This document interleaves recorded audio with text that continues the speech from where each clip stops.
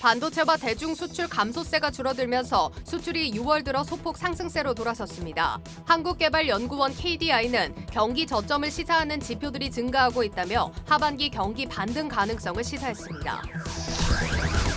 현대차그룹이 해외 법인들이 거둔 이익을 국내로 들여오는 대규모 자본 리쇼어링에 나섭니다. 현대차와 기아, 모비스 해외 법인이 배당한 약 7조 8천억 원을 국내로 들여와 전기차 투자를 확대하기로 했습니다. 반도체와 배터리 소재 분야로 사업을 재편 중인 SKC가 친환경 원료를 만드는 자회사 SK PU코어를 매각합니다. 성장이 정체된 사업들을 매각하고 첨단 반도체와 배터리 소재 사업에 힘을 싣고 있습니다. 이번 달 말 자동차 개별 소비세 인하 종료를 앞두고 자동차 업계가 대대적인 마케팅 전쟁에 돌입했습니다. 다음 달부터 4,200만 원짜리 현대차 그랜저의 경우 세금이 36만 원 늘어납니다.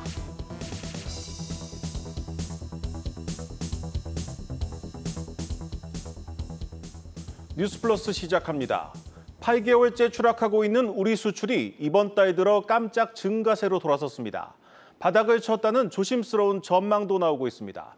국책연구기관 KDI는 경기 저점을 의미하는 지표들이 늘고 있다며 하반기 반등 가능성을 시사했습니다. 하지만 여전히 주력 품목인 반도체와 최대 교역국인 중국 수출이 마이너스인 데다 변수도 많아서 정부의 말대로 상저하고를 기대하기 어렵다는 지적도 많습니다. 첫 소식 전민정 기자입니다.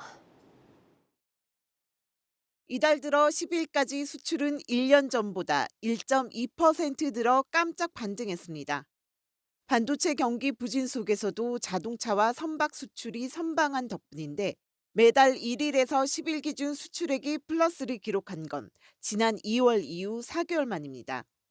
8개월간 뒷걸음질 치던 수출이 소폭이지만 증가세로 돌아서고 무역 수지도 적자 규모가 줄면서 경기가 바닥을 쳤다는 전망이 조심스레 나오고 있습니다. 국책연구기관인 한국개발연구원도 반도체와 대중국 수출 감소폭이 축소되는 등 경기 저점을 시사하는 지표들이 증가하고 있다고 진단했습니다. 더 나빠지고 있지는 않다는 저점 부근에 있는 것 같다. 감소폭이 10% 이렇게 되어 왔던데 그보다는 더 낮은 숫자잖아요. 그렇죠. 마이너스 6%가 일맥상통하는 지표이긴 하죠. 한국은행 역시 5월부턴 경상수지가 흑자 흐름을 이어갈 것이란 관측을 내놓으며 정부의 올해 상저하고 경기 개선 전망에 힘을 보탰습니다. 하지만 정부 측 기대와는 달리 민간 연구기관들은 국내 경기가 저점에 이르렀다는 판단은 시기상조라고 보고 있습니다. 반도체 경기 반등까지는 아직 시간이 더 필요하고 중국 리오프닝 효과도 뚜렷하지 않아 수출이 호전되고 있다고 장담하기는 어렵다는 겁니다.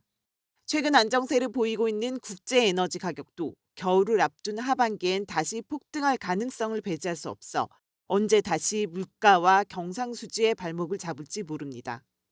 수지 쪽에서 다소 개선되는 흐름이 나타날 수 있는 것으로는 보이지만 그게 수출이 완연한 회복세를 나타내서라기보다는 수입이 줄어들어서 생기는 불황형 흑자 특징을 나타낼 가능성이 더 높아서 아직까지는 하반기가 되어도 경기가 크게 나아지기 어렵다라고 하는 경기 저점을 형성하더라도 계속 L자형으로 경기가 회복되지 못하는 그런 사례들도 꽤 있거든요. 수출이 일단 플러스로 돌아야 하반기에 경기가 회복된다? 이거는 아직은 좀 불확실한 쪽이 좀 많은 것 같아요. 경기가 저점에 가까워졌더라도 문제는 반등 시점과 회복 속도. 전문가들은 내년 중반 이후에 경기가 회복되는 조짐이 나타나더라도 경기 반등의 정도는 약할 것으로 내다보고 있습니다. 한국경제TV 전민정입니다. 두 달 넘게 1,300원대에 머물던 원달러 환율이 급격히 하락하면서 1,200원대로 내려앉았습니다. 오늘 원달러 환율이 또 하락하면서 1,288원 선에 거래를 마쳤는데 이 같은 추세가 이어질지 관심이 쏠리고 있습니다. 하반기 전망과 관련해서 경제부 김보미 기자와 자세히 짚어보겠습니다. 김 기자, 두 달여 만에 다시 1,200원대로 진입을 했는데 이 추세가 그대로 이어지는 겁니까? 전문가들은 좀 어떻게 보고 있습니까? 하반기로 갈수록 원달러 환율이 조금 더 내려갈 것으로 좀 보고 있습니다. 네. 구체적으로는 3분기에 1,280원 내외 그리고 연말에는 1,250원 전후를 예상하고 있습니다. 네, 이게 불과 이제 지난달 초만 하더라도 이제 연말까지 뭐 1,200원 어림없다 이런 분위기였는데 왜 갑자기 좀 분위기가 급격히 달라진 겁니까? 미 연준의 금리 동결 기대감이 당초 시장 예상보다 더 빨리 찾아오면서 이 분위기가 달라졌습니다. 시장에서는 미 연준이 이번 FOMC에서 금리를 동결할 것으로 보고 있는데요. 지금 자료화면에서 나가는 것처럼 그 가능성만 무려 76%에 육박합니다. 제롬 파월 의장이 동결 가능성을 시사한 게 지난달 중하순이었거든요. 그때까지만 하더라도 금리 인상에 조금 더 무게가 실렸는데 이 파월 의장의 말 한마디가 시장 흐름을 완전히 바꿔놓은 겁니다. 여기에 국내 증권 시장으로 외국인 자금이 대거 몰리고 있는 것도 이 원화 가치 상승의 주요한 원인 중 하나로 좀 지목이 되고 있습니다. 하반기 반도체 업황 개선에 대한 기대감이 커지면서 이 외국인들이 선제적으로 나서고 있다는 분석인데요. 지난달 기준으로 외국인의 증권 투자 자금 순유입 규모는 114조 원을 넘어서며 사상 최대 규모를 나타냈습니다. 예, 지금 다른 경기 지표들도 좀 짚어보겠습니다. 앞서 리포트에서도 확인을 했지만 우리 경제 회복에 대한 기대감도 조금씩 커지고 있는 것 같은데 반도체 업황 회복 신호는 실제 지표로도 나타나고 있죠? 네, 맞습니다. 반도체 수출액이 4월에 일시적으로 좀 감소폭이 확대되긴 했습니다만 이렇게 보시는 것처럼 전체 추이로 보면 그 감소폭이 점점 둔화되고 있는 모습인데요. 여기에 반도체 가격 역시 증권가에서는 연내 상승 반전할 것으로 예상을 하고 있습니다. 자료 화면이 나갈 텐데 이 메모리 반도체 재고량이 1, 2분기에 이제 정점을 찍고 3분기부터 본격적으로 재고 소진이 시작이 되면서 이 감소세에 들어갈 것으로 전망되고 있기 때문인데요. 이 근거가 바로 재고 자산 회전율에 있습니다. 재고품이 얼마나 시장에서 빠르게 이 소진되는가를 나타내는 지표인데요. 이 지표가 사실상 바닥에 근접했다는 분석이 나오면서 뭐 최악을 찍었다라는 분석이 나오면서 이제 가격이 반등할 일만 남았다고 보고 있는 겁니다. 삼성전자의 올해 1분기 기준 재고 자산 회전율은 3.5회를 나타냈는데요. 이 반도체 하락 국면이 시작된 21년 1분기 이후 가장 낮은 수치입니다. 이에 따라 구체적으로는 4분기를 전후로 해서 이 반도체 가격 상승을 기대해 볼 수 있을 것이란 전망이 나오고 있습니다. 네, 여전히 이제 무역 적자를 내고 있긴 하지만 이 적자 폭이 좀 줄어들고 있지 않습니까? 앞으로 이런 추세가 좀 환율에도 어느 정도 영향을 주지 않겠습니까? 네, 맞습니다. 사실 지난해 3월부터 15개월 연속 무역 적자가 좀 이어지고 있지만 이 전문가들은 말씀하신 것처럼 이 매달 적자 폭이 줄고 있는 점을 주목을 하고 있습니다.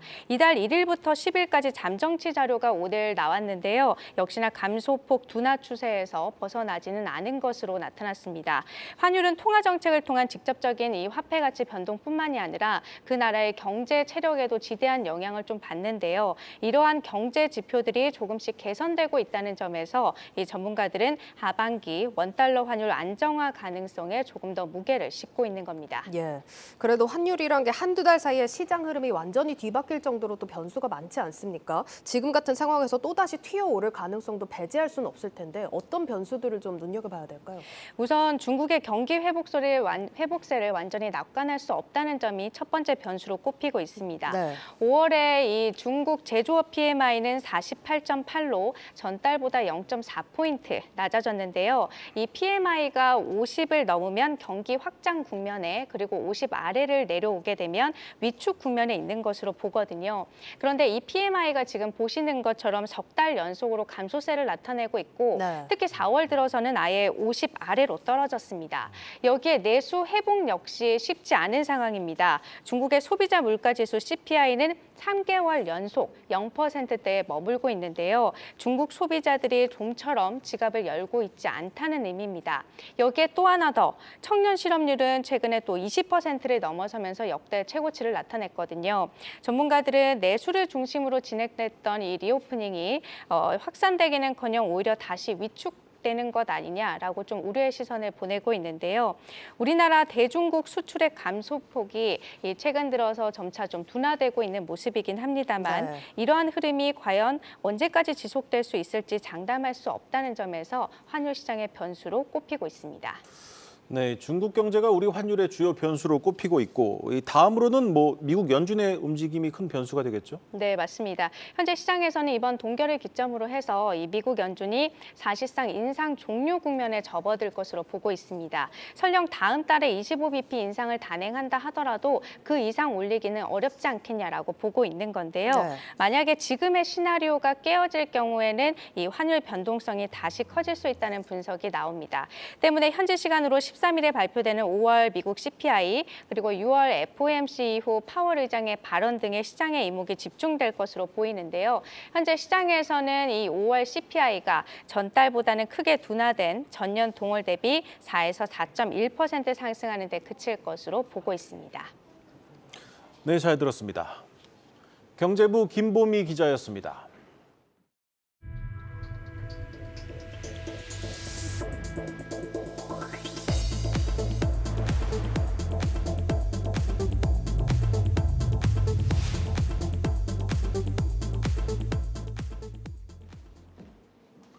반도체와 배터리 소재 분야로 사업을 재편 중인 SKC가 친환경 원료를 만드는 자회사 SK PU코어를 매각합니다. 성장이 정체된 사업은 팔고 새로운 성장 동력으로 낙점한 동박과 반도체 소재 부문을 집중 육성하기 위한 행보입니다. 김채연 기자의 단독 보도입니다. SKC가 자회사 SK PU코어 매각에 나섰습니다.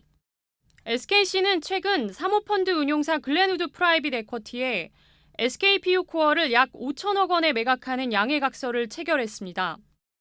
업계 관계자는 SKC가 글렌우드 PE와 단독으로 매각 협상을 해왔다며 이번 주부터 실사를 한 뒤 다음 달 중 계약 체결을 목표로 하고 있다고 말했습니다. 폴리우레탄 원료 사업을 하는 SK PU코어는 SKC가 지분을 100% 보유한 회사인데 2015년 일본 미쓰이 화학과 손잡고 설립한 MCNS가 전신입니다.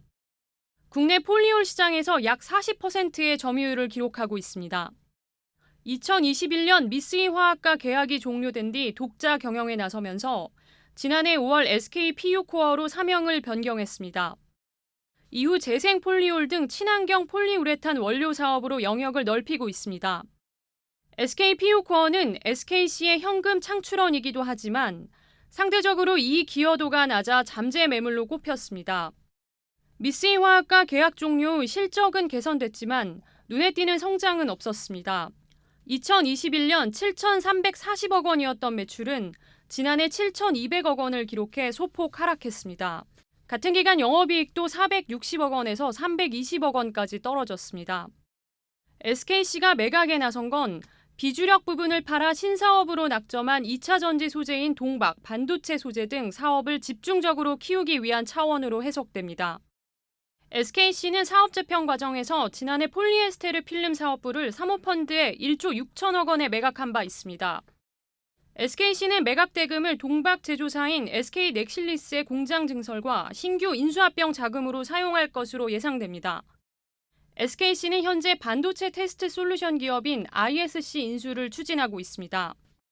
새 주인이 될 글렌우드 PE는 대기업 사업부를 인수해 기업 가치를 키우는 데 강점이 있는 운용사로 SKC와의 거래는 이번이 두 번째입니다. 글렌우드 PE는 2020년 SKC의 자회사였던 SKC 코오롱 PI를 인수해 성공적으로 기업 가치를 키웠던 경험이 있습니다. 한국경제TV 김채연입니다. 5년간 이어진 개별 소비세 인하 조치가 이달 말로 끝나면서 차량 출고를 기다리던 사람들이 혼란을 겪고 있습니다. 하루 차이로 몇십만 원의 세금을 더 내야 하다 보니 일선 영업점에는 차량 출고 일정을 확인하는 문의가 쇄도하고 있습니다. 정원우 기자입니다. 현행 인하된 개별 소비세는 3.5%입니다. 4,200만 원짜리 국산 내연기관 차량을 구매한다고 치면 개별 소비세와 교육세, 부가가치세 등을 더해 대략 4,830만 원이 됩니다. 다음 달부터 개별 소비세가 5%로 올라가면 4,920만 원입니다.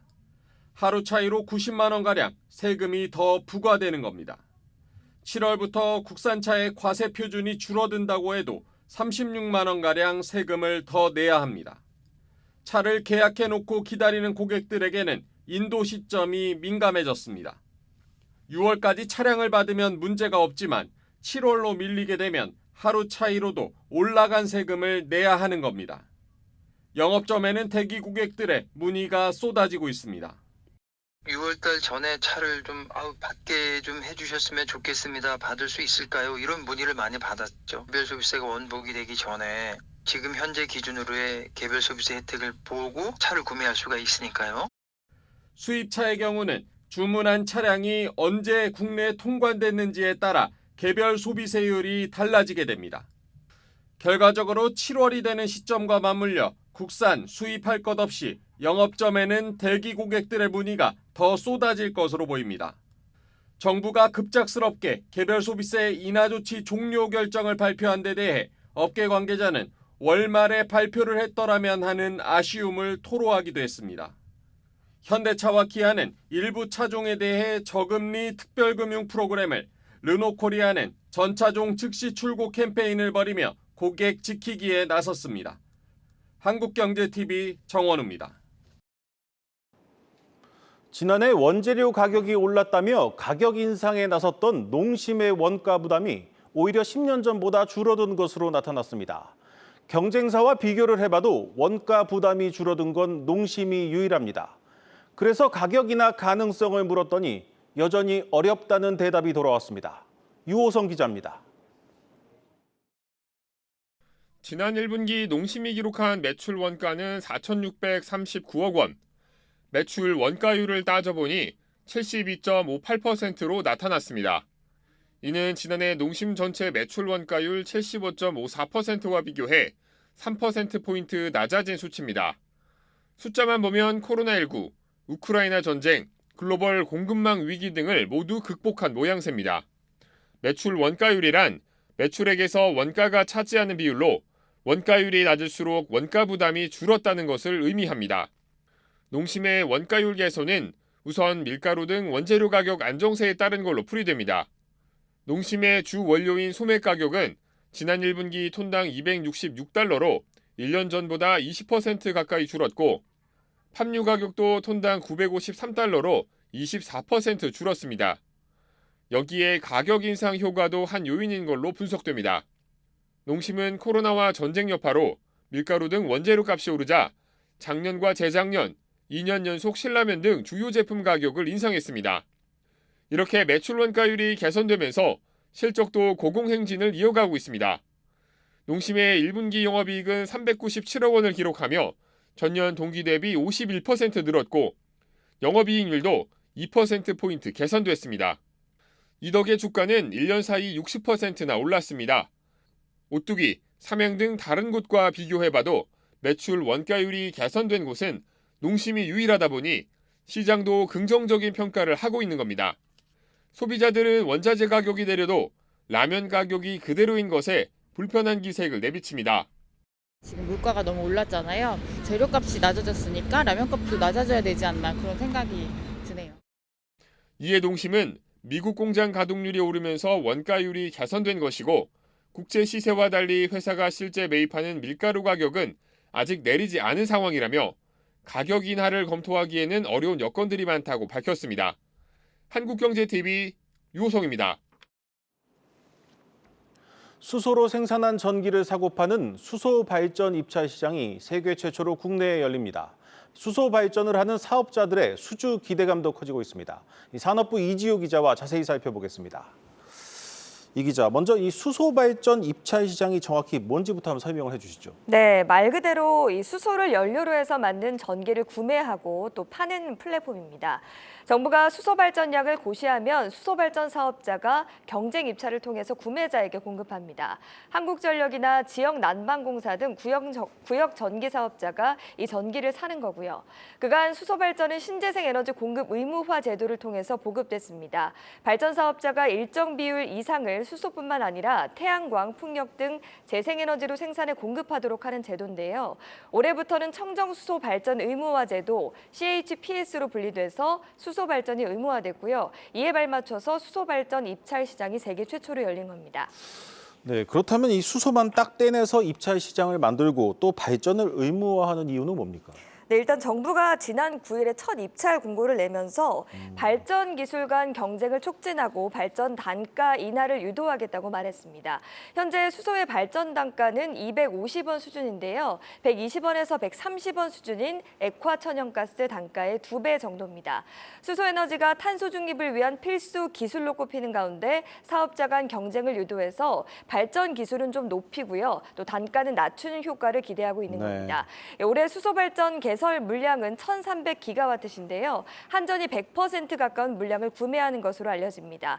한전은 발전 사업자에게 전기를 구매하는데 앞으로는 수소로 만든 전기도 의무적으로 매입해야 됩니다. 네, 이 한전이 의무적으로 다 사들여야 하는 구조군요.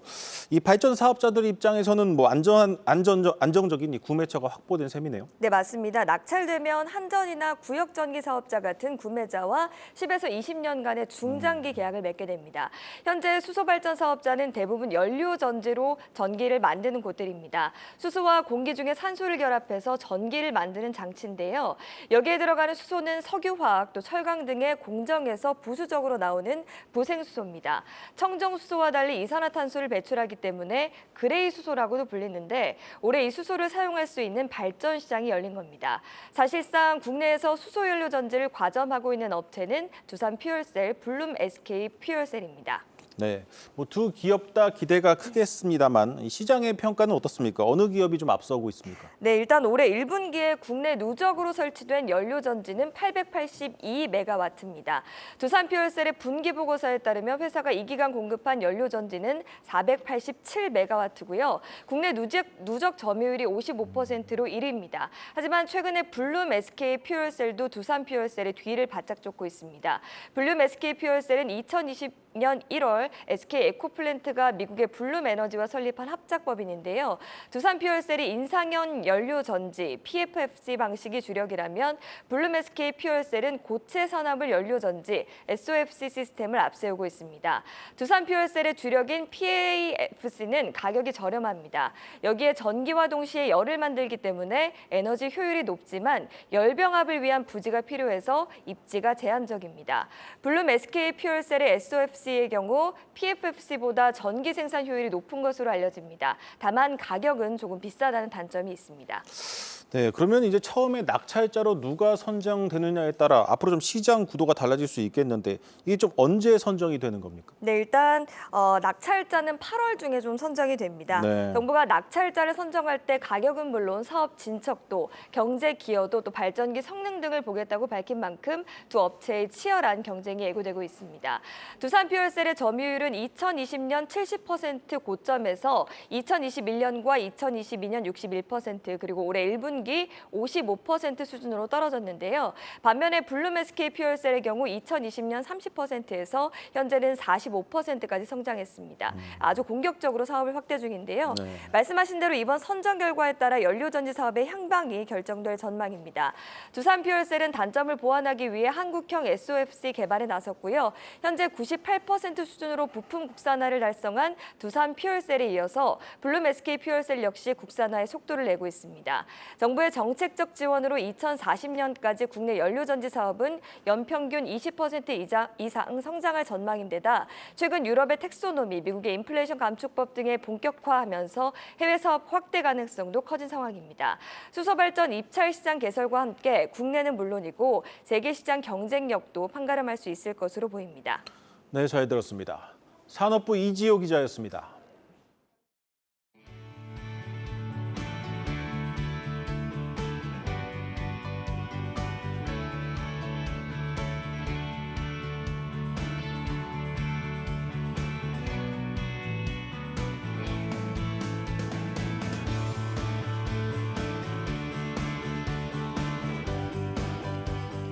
하나에서 새롭게 거듭나기 위해서 이런 연구소를 설립하셨다는 것 자체가 우리 국민들 위해서 굉장히 도움이 되리라고 생각하고 펨테크라는 자체가 이제 여성의 중심으로 여성의 삶을 좀 주목하고 뭐 건강부터 지금 현재의 라이프, 뭐 제가 속해 있는 결혼과 출산, 뭐 이 모든 것들을 좀 통합해서 바라볼 수 있는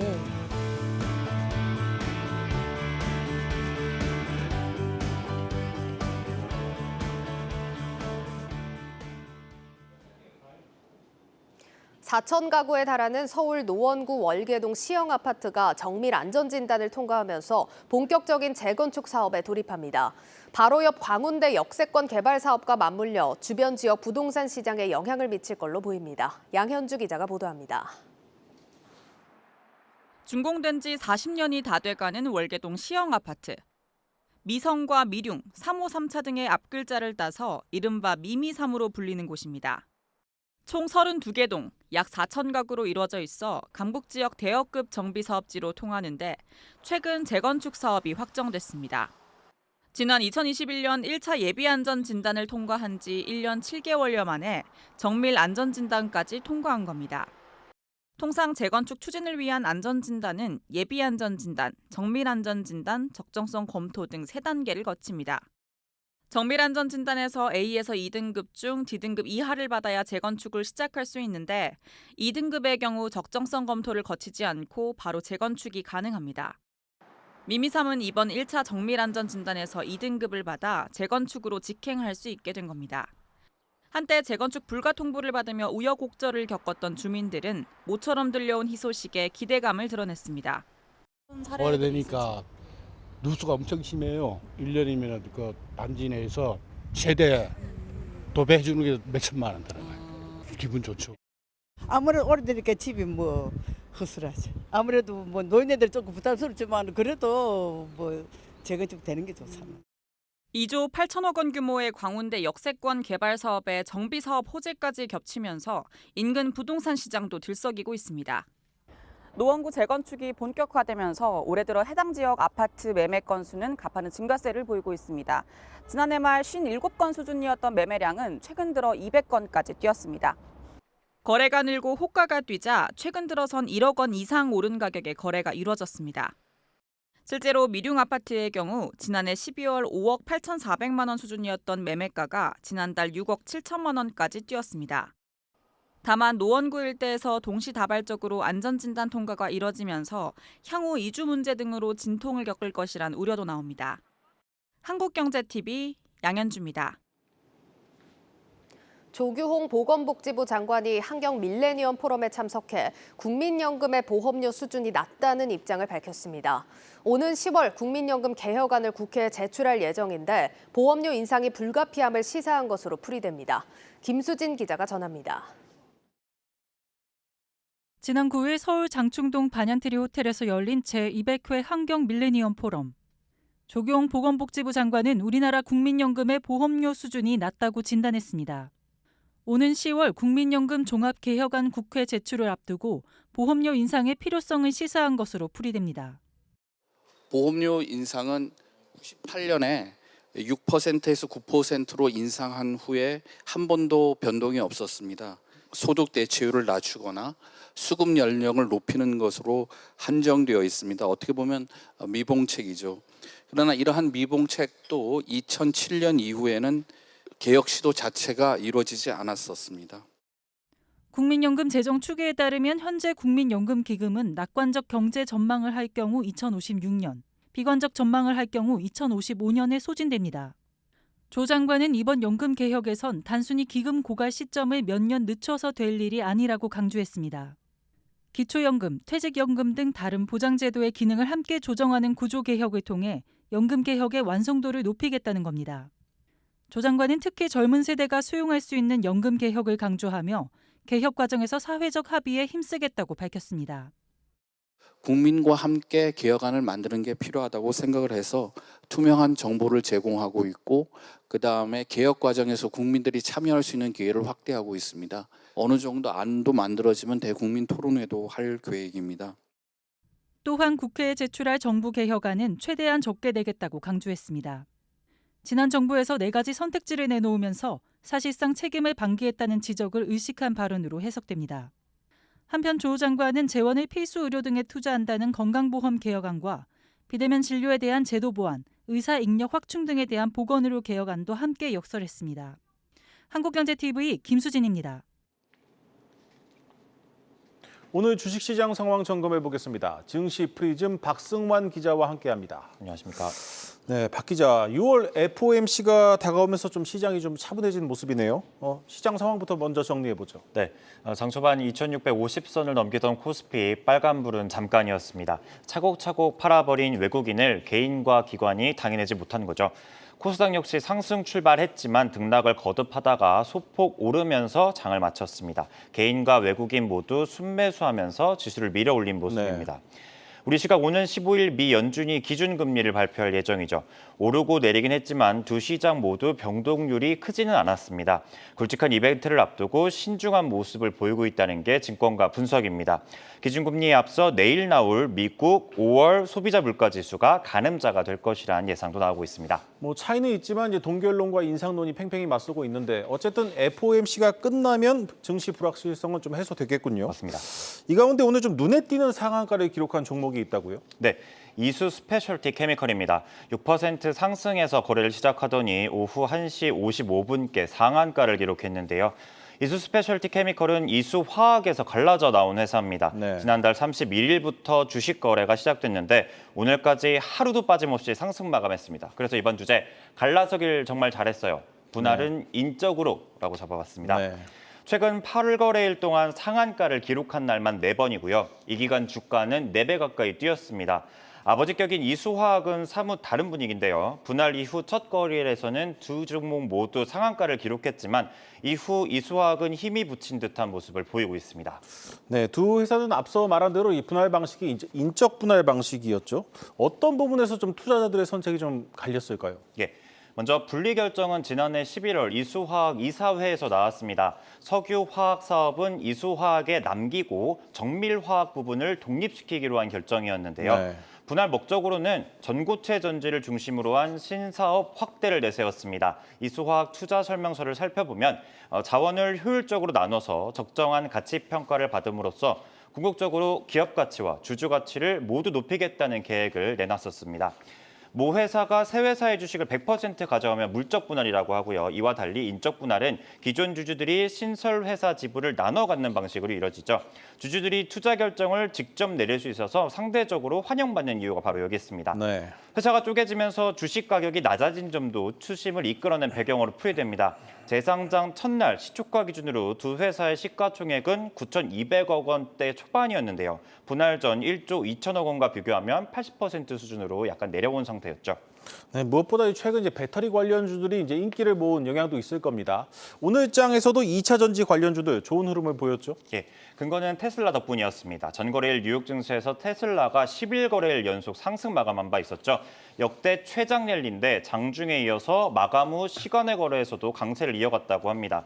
테슬라가 전기차 충전소 슈퍼차저를 포드뿐 아니라 제너럴 모터스에게도 열어준다는 계획이 전해졌죠. 그래서 다음 주제 배터리 충전, 전기차 악셀, 현대차 전액 위안으로 잡았습니다.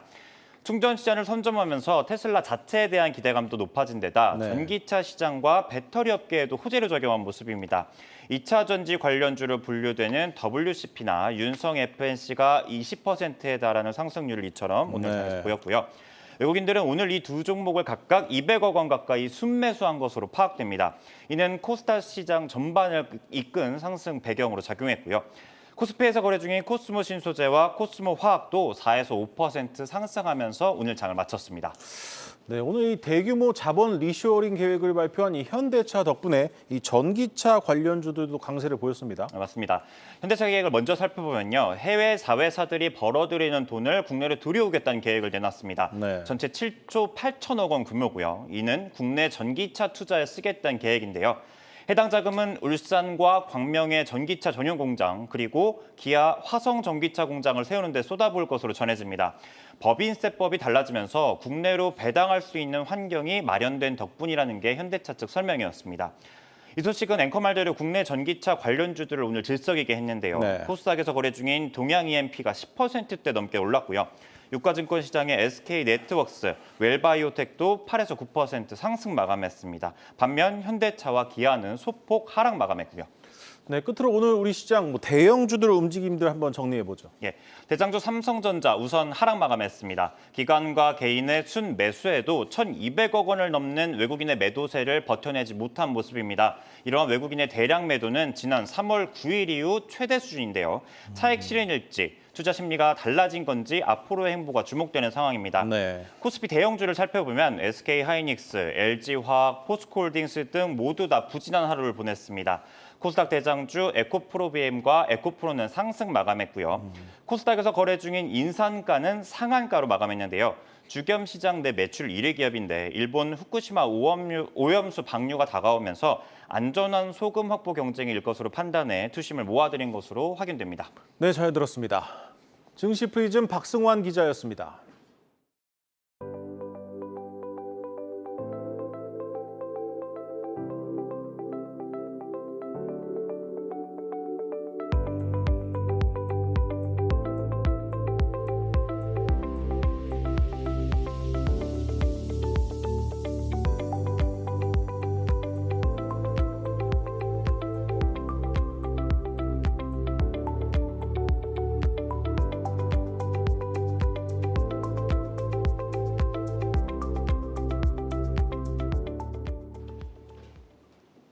오는 26일부터 상장 당일 주가가 공모가의 최대 4배까지 뛸 수 있게 됩니다. 최대 260%까지 가능한 이른바 따상은 없어지고 첫날 상한가로 거래가 중지되는 일도 사라집니다. 조연 기자가 보도합니다.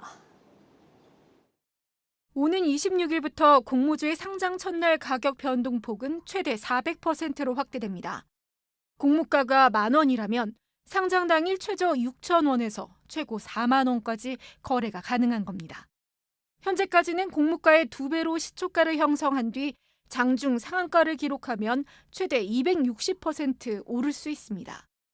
이른바 따상이라 불리는데 이를 뛰어넘어 상장 다음 날까지 상한가를 기록하는 따상상보다도 더 크게 거래폭이 늘어나는 겁니다. 공모주 주가가 거래 시작과 함께 급격하게 상한가로 올라 거래가 제한되는 상한가 굳히기, 또 이후 주가 급락으로 인한 개인 투자자 피해 문제를 막을 수 있을 것이란 취지입니다. 해외 시장에서도 일본은 공모가 400% 내 시초가를 결정하고 중국은 상장 당일, 대만은 상장 후 4거래일까지 가격 제한폭이 미적용됩니다. 미국은 아예 가격 제한폭이 없는데 최근 중국의 전기차 배터리 회사인 유파워가 공모가 $6로 시작해 장중 1,100%까지 치솟았다가 620% 뛴 $43로 데뷔전을 마치기도 했습니다. 본질 가치를 빠르게 찾아갈 수 있다는 것들은 좋은 거긴 한데 종목별로 어떤 종목은 프리미엄을 받는 종목들은 거기에 대한 수혜를 받지 못할 거고, 그러니까 본질 가치 대비 공모가가 얼만큼 괴리가 있는지를 더 꼼꼼히 따지면 좋겠다라는 말씀. 상장 첫날 400% 주가 상승이란 새 역사를 쓸 기업에 대한 관심도 높습니다. 가격 제한폭 확대 이후 첫 무대가 되는 상장사는 디지털 보안 기업 CQ센. 공모 규모가 40억 원대 수준으로 크지 않아 가능성이 열려 있다는 분석입니다. 또 전기차 부품사 알맥도 29일과 30일 중 상장을 예정하고 있으며 이후 유통 물량이 적은 채용 플랫폼 회사 오픈롤과 스마트 모빌리티 엑셀 솔루션 기업 이노시뮬레이션 등도 뒤이어 상장에 나설 예정입니다. 하반기에는 두산 로보틱스와 SGI 서울보증보험, 에코프로 머티리얼즈 등 조단위 대여급들의 출격을 기다리고 있어 이들 역시 시장의 적정 평가 시험대에 설 전망입니다. 다만 일각에서는 오히려 시장의 변동성을 키우고 일부 투기에 가까운 베팅을 자극할 수 있다며 신중한 접근이 필요하다는 입장입니다. 한국경제TV 조연입니다. 최근 국내 증시가 연일 연중 최고치를 새로 쓰고 있지만 이런 소식이 반갑지 않은 투자자들도 있습니다. 바로 지수 하락에 베팅한 인버스 투자자들인데 올해 들어 개인 투자자들이 인버스 ETF를 3조 원 넘게 순매수한 것으로 나타났습니다. 정호진 기자가 보도합니다. 인버스 ETF에 투자하며 증시 하락에 베팅한 개인 투자자들의 시름이 깊어가고 있습니다. 지난해 하반기 하락 마감한 국내 증시가 올해 초를 기점으로 연초 대비 18.13% 반등하며 연중 최고치를 경신 중이기 때문입니다. 국내 증시에 상장된 ETF 가운데 올해 가장 큰 손실을 기록 중인 상위 10개 종목 역시 인버스 ETF인 것으로 나타났습니다. 이 가운데 올 들어 개인이 사들인 코스피, 코스닥 인버스 ETF의 규모는 약 3조 1,957억 원. 이른바 곱버스의 규모는 6,800억 원에 달하는 만큼 개인 투자자들의 손실이 우려됩니다. 증권업계에선 곱버스와 같은 레버리지 상품을 투자할 때에는 특히 방망이를 짧게 잡아야 한다고 조언합니다.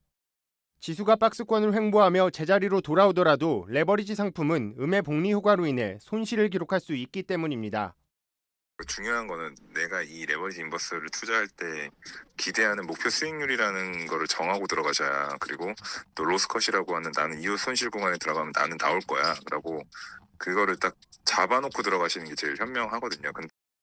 증권가에서는 올해 코스피가 3,000선을 목전에 둘 것이란 전망이 나오는 가운데 최근 일주일 동안에도 개인 투자자들은 곱버스 상품을 2,000억 원 넘게 사들이는 등 하락 배팅을 이어가는 상황.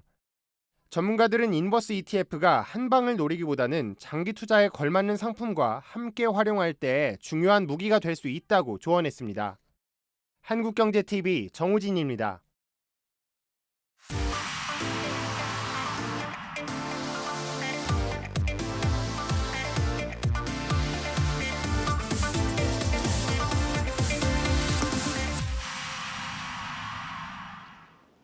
네, 글로벌 경제와 증시, 기업에 대해 깊이 있게 분석하는 고 웨스트 시간입니다.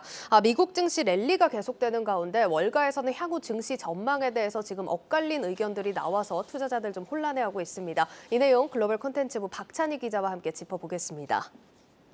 박 기자, 오늘 내용 어떤 내용일까요? 네, 최근 증시 좀 거침없이 올랐잖아요. 네. 6월 FOMC를 앞두고 있고 여전히 긴축에 대한 우려가 남아있음에도 불구하고 눈에 띄는 조정 없이 상승세가 계속되고 있습니다. 오늘도 3대 지수 선물은 개장 전에 일제히 오르고 있는데요. S&P 500 지수는 최근 3개월간 12% 가까이 올라서 4,300선 돌파를 눈앞에 두고 있습니다. 지난해 8월 S&P 500 지수가 4,300선 아래로 내려온 지 약 10개월 만입니다. 네. 특히 지난주 마지막 거래일 종가 기준으로 S&P 500 지수는 지난해 10월 저점 대비 20% 올랐는데요. 시장에서는 주가나 지수가 저점 대비 20% 이상 오르면 강세장에 진입했다라고 평가를 하고 있습니다. 네. 이렇게 증시가 단기간 급등하자 더 늦기 전에 올라타야 할지 아니면 차익 실현에 나서야 할지 고심하는 투자자들이 늘고 있습니다. 시기가 좀 애매한 것 같습니다. 아직 네. 중요한 경기 지표도 나와야 되고 FOMC도 남아있기 때문에 단언할 수는 없겠지만 월가에서 어떤 전망들 나오고 있을까요? 네, 투자자들뿐 아니라 월가에서도 좀 갈피를 좀처럼 잡지 못하고 있는 모습입니다. 증시 전망을 두고 의견이 좀 분분한 모습인데요. 먼저 낙관론자 목소리부터 들어보겠습니다.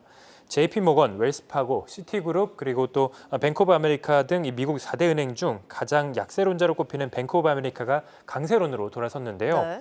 오늘 첫 번째 키워드는 그래서 약세장은 끝났다 이렇게 잡아봤습니다. 뱅크 오브 아메리카는 지난 주말 투자자들에게 보낸 서한에서 약세장은 공식적으로 끝났다라고 밝혔습니다. 그러면서 미국 증시가 다시 강세장으로 돌아섰다고 믿는다면서 시장 심리나 포지셔닝, 펀더멘털, 수급 등 여러 요인을 고려했을 때 증시가 상승할 여지가 더 크다라고 설명을 했는데요. 네. 또한 현재 시장 변동성이 매우 낮고 또 기업 실적에 대한 우려가 해소된 점, 또 연준의 긴축이 끝나간다는 점 이렇게 미뤄봤을 때 증시가 상승할 가능성이 높다라고 덧붙였습니다. 골드만삭스는 증시가 연초 이 빅테크주 랠리로 상승을 했는데 이제는 저평가된 가치주들의 재평가 랠리에 힘입어서 추가 상승이 나오고 있다라면서 네. 올해 S&P 500 지수 전망치를 기존 4,000포인트에서 4,500포인트로 상향한다고 밝혔습니다. 근데 앞서도 얘기를 했지만 아직 6월 FOMC가 네. 남았거든요. 관련해서는 좀 전망이 나온 게 있을까요? 네, 이 6월 FOMC에 대해서는 기준금리가 동결되고 또 증시에 추가 호재로 작용할 것이다라고 내다봤습니다. 동결된다고 보는 거네요? 네, 맞습니다. 투자회사 체리레인 인베스트먼트도 증시가 랠리를 이어가는 것은 증시 인상이 종료될 것이라는 기대감에 따른 것이라면서 금리 인상이 멈추면 본격적인 랠리가 시작되고 연초 상승을 주도했던 빅테크 랠리를 다른 기업들이 따라잡을 것이다라고 내다봤습니다. 일각에서는 미국 경기가 연착륙해서 경기 침체 우려가 해소되면 빵주를 비롯해서 빅테크 기업의 주가가 지금보다 50%가량 더 오를 수 있다는 긍정적인 전망까지 나오기도 했습니다. 알겠습니다. 일단 공식 약세장이 종료됐다라는 의견이고 S&P 500 지수도 지금 상단을 4,500포인트까지 상향을 한 상황입니다. 좀 지켜볼 필요가 있겠고 약세론자들은 어떤 의견일까요? 네, 그래서 두 번째 키워드는 방심은 금물 이렇게 잡아봤습니다. 네. 미국 기업과 사모펀드 등 소위 월가 큰손들이 몇 년 새 가장 빠른 속도로 보유한 주식을 처분하고 있다는 소식이 전해졌습니다. 네. 금융정보 제공업체 딜로직에 따르면 주요 기업들과 사모펀드들은 지난 4월 말 이후로 240억 달러, 우리 돈 31조 원 규모의 주식을 팔아치웠습니다. 지난달에도 170억 달러 이상 순매도가 발생했는데 이는 지난해 월 평균 69억 달러보다 2.5배가량 많은 수준입니다. 순매도세의 절반은 기업이나 사모펀드 같은 대주주에서 나온 것으로 나타났습니다. 이들은 앞서 전해드린 것처럼 S&P 500 지수가 대내외 불확실성에도 불구하고 강세장에 돌입하면서 차익 실현에 나선 것으로 풀이가 됩니다. 네. 이 밖에 투자은행 JP모건은 시장 참여자들이 지나치게 낙관적이라면서 강세장으로 넘어온 미국 증시가 다시 약세장으로 돌아설 수 있다고 전망을 했습니다. JP모건은 채권 시장은 지난 3개월 동안 완만한 하락세를 보였는데 거시경제 불확실성이 상당 기간 지속될 것이라는 점을 가격에 반영하고 있기 때문이라고 말을 했습니다.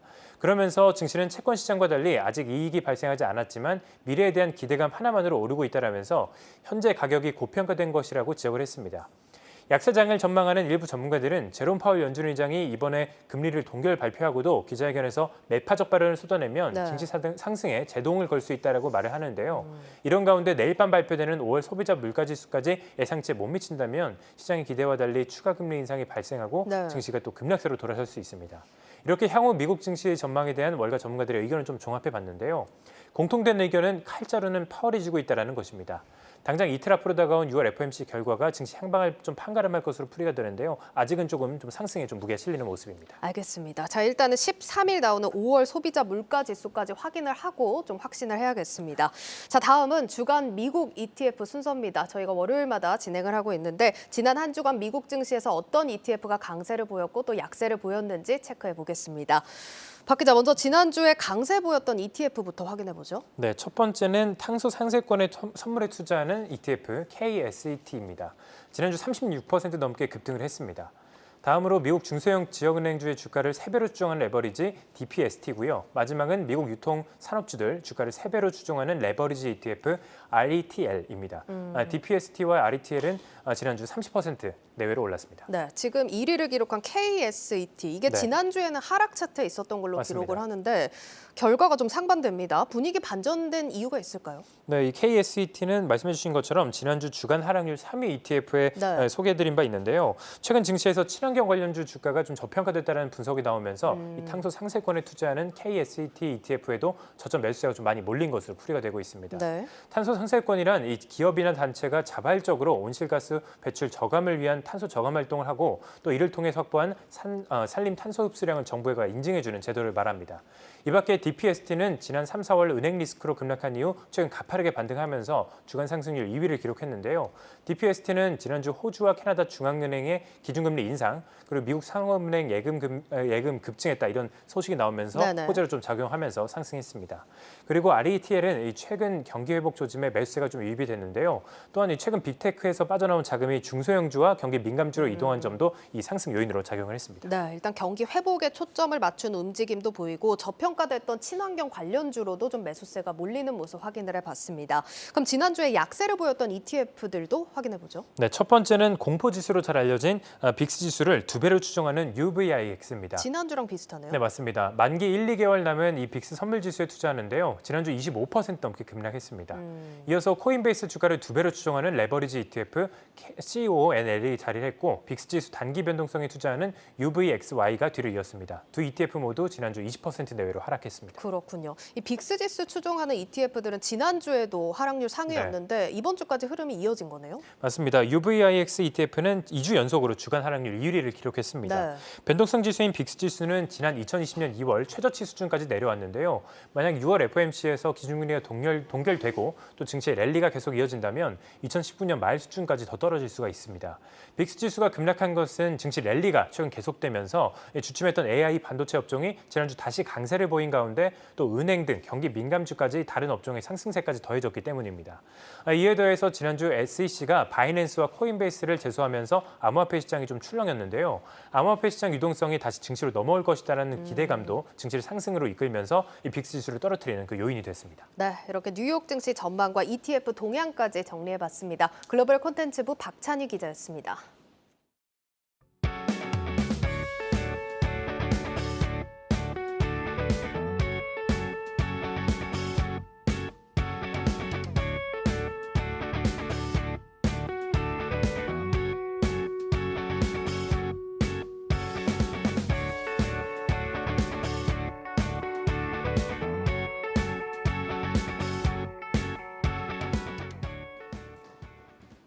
내일자 한국경제신문 미리 살펴보겠습니다. 첫 번째 기사입니다. 정규직만 12만 명에 달하는 국내 최대 기업 삼성전자가 부분적 주 4일 근무제를 시행한다는 내용의 기사입니다. 이에 따라 생산직 등 일부를 제외한 대다수 삼성전자 직원들은 매달 월급날인 21일이 속한 주 금요일에 자유롭게 쉴 수 있게 됩니다. 한 달에 한 주, 주 4일 근무제를 적용하는 것으로 시행은 다음 주 금요일인 23일부터입니다. 이는 워라밸을 중시하는 MZ세대 직원들의 마음을 사로잡기 위한 것이란 분석이 나오고 있습니다.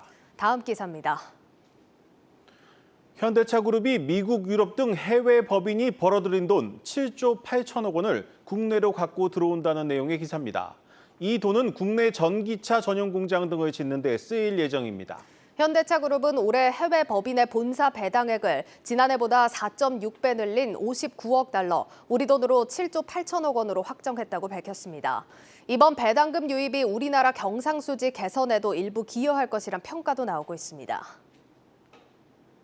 뉴스플러스 오늘 준비한 순서는 여기까지입니다. 시청해주신 여러분 고맙습니다.